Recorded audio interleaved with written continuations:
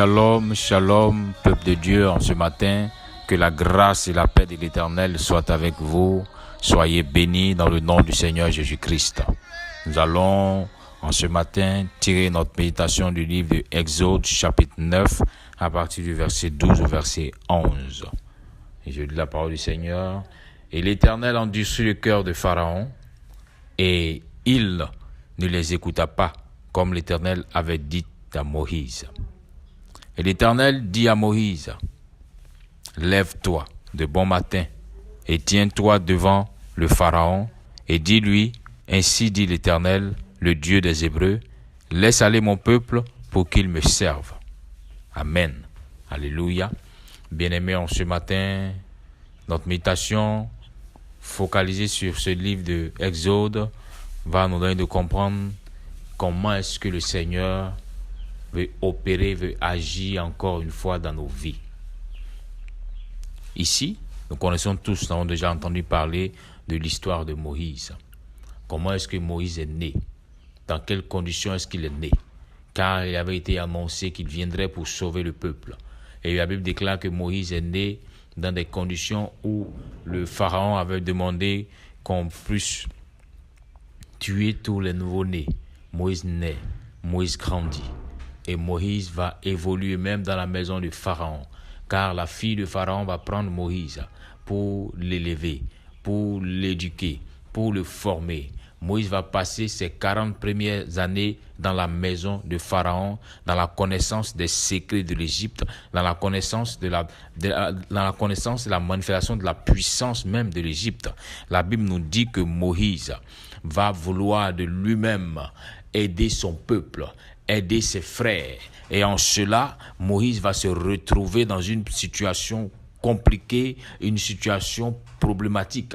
Et Moïse sera obligé de quitter l'Égypte pour aller dans le désert. Oui, mon frère, ma soeur, souvent, quand le Seigneur veut agir, quand le Seigneur prévient qu'il veut faire les choses, les hommes ont tendance à vouloir faire certaines choses d'eux-mêmes, sans même attendre le temps de Dieu. Oui, il faut que tu comprennes, mon frère, ma soeur, que chaque chose, Dieu fait chaque chose belle en son temps. Quand le temps arrive, Dieu se glorifie. Si le temps n'est pas encore arrivé, le Seigneur prend la peine de préparer ton cœur, de préparer ta vie au temps dans lequel il pourra se glorifier.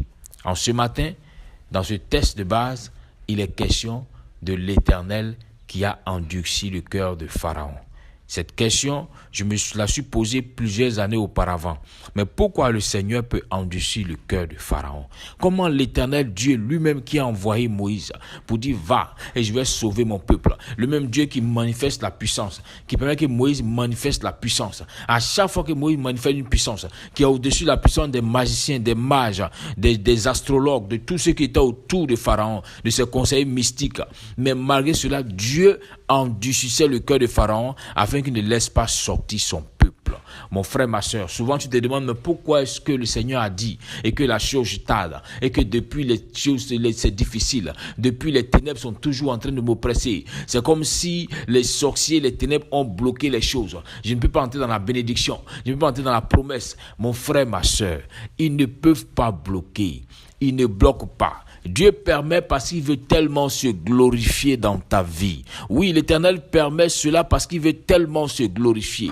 La Bible dit que c'est Dieu qui a permis que le cœur de Pharaon soit endurci chaque jour après que le miracle, la puissance était manifestée par le canal de Moïse. Dieu endurcissait le cœur de Pharaon, mais pourquoi? Parce que longtemps le peuple a été en Égypte. Longtemps le peuple s'est accoutumé à vivre comme les Égyptiens. Ils ont continué à adorer comme les Égyptiens. Et la Bible déclare qu'il y avait plusieurs divinités en Égypte. Donc au fur et à mesure que l'Éternel envoyait Moïse pour détruire ces divinités, au fur et à mesure Dieu endurcissait le cœur de Pharaon. Car le Seigneur n'aime pas faire les choses à moitié, mon frère, ma soeur. Quand il veut faire une action dans ta vie, il fait de manière parfaite l'action. Il accomplit la mission de manière parfaite. Quand c'est pas encore prêt, je dis souvent quand le plat n'est pas encore prêt, si tu es pressé pour manger la nourriture qui n'est pas bien cuite, tu auras mal au ventre. Oh mon frère, ma soeur, calme-toi. Laisse le Seigneur accomplir la chose de manière parfaite dans ta vie. Tu penses que ça dure. dur. Tu penses que ça a trop duré, mais laisse le Seigneur agir comme il se doit. De même que tu as passé beaucoup de temps dans les ténèbres, de même que Dieu aussi prend la peine d'extirper en toi ce qui n'est pas à la gloire de son nom, pour que demain ça ne soit pour toi un problème. Car Proverbe 10, verset 22 nous dit que quand l'Éternel bénit, oui, l'Éternel bénit, il enrichit, mais il éloigne le chagrin.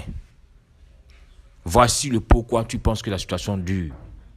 Parce que l'Éternel prend la peine de bien organiser la chose, afin d'enlever le chagrin dans toutes les bénédictions qu'il va t'accorder. Afin que demain tu ne dises pas, Seigneur, tu m'as donné, mais je souffre. Seigneur, tu m'as béni, mais je pleure. Seigneur, tu m'as accordé ce que je voulais, mais Seigneur, je suis encore dans les difficultés. Non, Dieu prend la peine d'enlever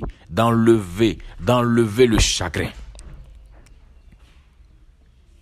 Souvent les hommes se demandent, mais pourquoi Dieu a dit? Et puis à chaque fois, mon frère, c'était le cas de Moïse. Mais Moïse était patient, parce que Moïse savait que la parole de Dieu, quand elle sort de la bouche de l'Éternel, elle va toujours accomplir son effet, faire ses actions avant de retourner à lui. Tant que la parole n'est pas retournée au Seigneur, c'est qu'il n'a pas encore fini d'accomplir sa mission. Pour ta vie, pour ton travail, pour ta maison, tant que la parole du Seigneur n'est pas retournée à lui, c'est qu'il n'a pas encore fini d'accomplir sa mission. Sois patient, mon frère. Sois patiente, ma soeur. C'est pourquoi Jésus vient et dit, le fruit de l'esprit qui est l'amour, aussi a des dérivés, et dans ces dérivés, il y a la patience. Si tu veux expérimenter Dieu dans toute sa plénitude, apprends à être patient. La précipitation n'est pas du Seigneur. Apprends à être patient. Regarde même dans le cycle de la vie, quand le Seigneur permet qu'un enfant naisse, c'est étape par étape. Il dit à tel mois, l'enfant va commencer à s'asseoir. À tel mois, l'enfant va commencer à manger de la nourriture solide. À tel mois, l'enfant va commencer à se lever et à commencer à marcher. Au fur et à mesure, Dieu a créé l'homme ainsi. Il a créé l'homme à sa ressemblance. Vous savez quand la Bible dit que Dieu, il s'est assis et il a dit faisons l'homme à notre image, à notre ressemblance. Ça veut dire que Dieu, même dans sa nature, il y a aussi la patience. Dieu ne se presse pas. Si Dieu t'a créé, apprends à être patient. Aujourd'hui, le diable est en train de tromper les gens de par-ci, de par-là, pour montrer que non, c'est rapidement. Dieu, s'il veut faire, c'est rapidement. Dieu n'agit pas ainsi. Dieu est patient. Et Dieu fait les choses belles en son temps. Apprends à laisser la patience grandir en toi, pour éviter que tu murmures contre l'Éternel. Car quand l'Éternel commence une action, il continue pour l'achever. Alors, si l'Éternel est en train d'endurcir le cœur de ce pharaon qui est au-devant de toi, ne t'inquiète pas. Ne t'inquiète pas. L'Éternel sait ce qu'il est en train de faire. Ne t'inquiète pas. Car quand le temps arrivera, quand la mission sera accomplie parfaitement, tu ne verras plus jamais ce pharaon au-devant de toi. Mais pour l'instant, laisse Dieu t'enseigner ce qu'il veut t'enseigner. Laisse Dieu te préparer pour les grandes choses. Là où tu es en train de pleurer, parce que peut-être tu es seul, mon frère, ma soeur, je vois le Seigneur te préparer pour pouvoir gérer un grand foyer, pour pouvoir gérer de nombreux enfants. Voici comment Dieu travaille. Là où tu pleures, parce que tu n'as pas d'emploi, le Seigneur est en train de préparer ta vie à pouvoir gérer une responsabilité, à travailler et à faire du bon travail. Donc arrête de te lamenter, arrête de te plaindre pour dire Seigneur, pourquoi depuis? Qu'est-ce que tu appelles depuis? Oui, souvent les hommes ont tendance à dire depuis, ça fait longtemps. Qu'est-ce que tu appelles ça fait longtemps? Tu ne connais même pas le temps que Dieu a fixé pour toi sur terre.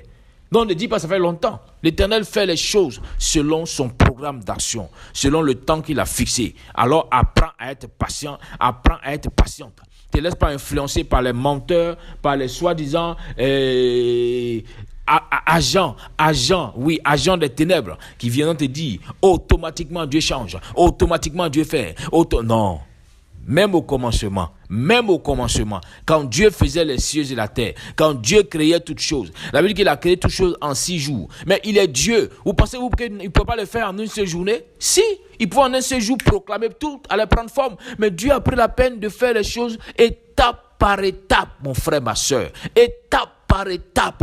Même l'homme qu'il a tant aimé, pour lequel il a donné son fils unique à la croix, l'homme a été créé qu'au 6e jour. Étape étape par étape. L'homme n'a été fait à son image qu'au 6e jour. Apprends à être patient pour expérimenter Dieu. Apprends à être patient pour expérimenter la grâce de Dieu. Dans la précipitation, les choses peuvent arriver, mais les choses ne pourront pas tenir longtemps. Regardez même une maison, tu peux avoir des milliards, mais si tu la construis rapidement, la maison aussi va s'écrouler rapidement. Il faut laisser le temps faire son effet sur les choses matérielles. C'est pourquoi même dans ta vie, laisse le temps faire son effet. Au fur et à mesure que les temps passeront, tu vas comprendre ce que le Seigneur veut t'enseigner et tu vas grandir dans la foi et tu pourras avoir accès à ce que tu désires. Regarde, tu es assis, tu désires quelque chose de puissant et de grand, mais la Bible dit en 3 Jean 2 qu'il faut que tu prospères et sois en bonne santé comme prospère l'état de ton âme. La question que je te pose ce matin, ton âme a atteint quel état de la prospérité? Si ton âme n'a pas atteint l'état de gérer ce que tu recherches, tu ne pourras pas avoir accès à cela. Car le Seigneur ne pourra pas te donner une bénédiction qui va demain te faire pleurer. Non, Dieu ne le fait pas. Donc calme-toi. Laisse le Seigneur transformer ta vie. Laisse le Seigneur préparer ton âme aux grandes choses. Oui, mon frère. Laisse le Seigneur préparer ton âme aux grandes choses. Oui, ma soeur. Ainsi, en ce matin, je prie que la sagesse divine qui donne la patience soit avec toi. Que la sagesse divine qui donne la patience soit avec ta vie, te conduise, te guide, afin que la volonté de l'Éternel te conduise en tout temps. Sois béni, sois béni, sois béni, au nom de Christ Jésus. Amen.